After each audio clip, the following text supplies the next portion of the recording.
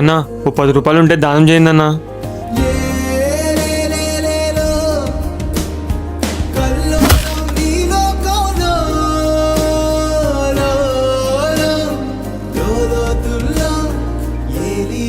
అన్నా, మీరు బతకడానికి అంత కష్టంగా ఉంది, అంత ప్రశాంతంగా ఎలా నవ్వుతున్నావు?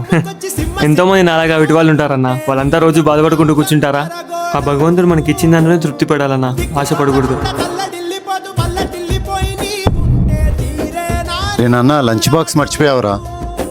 నా ఫ్రెండ్స్ అందరి దగ్గర మంచి మంచి బైక్లు ఉన్నాయి నాన్న. వాళ్ళు నన్ను రోజంతా ఆట పట్టిస్తున్నారు, గుజరీ బండ్లో వస్తున్నావు అని. నువ్వు కొత్త బైక్ కొనిచ్చే వరకు నేను అన్నం తినను.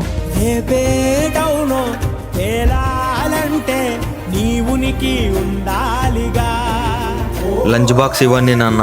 ఏమైంది నాన్న? మనకున్న దాంట్లో ఏ రోగం లేకుండా ప్రశాంతంగా బతికితే చాలు నాన్న.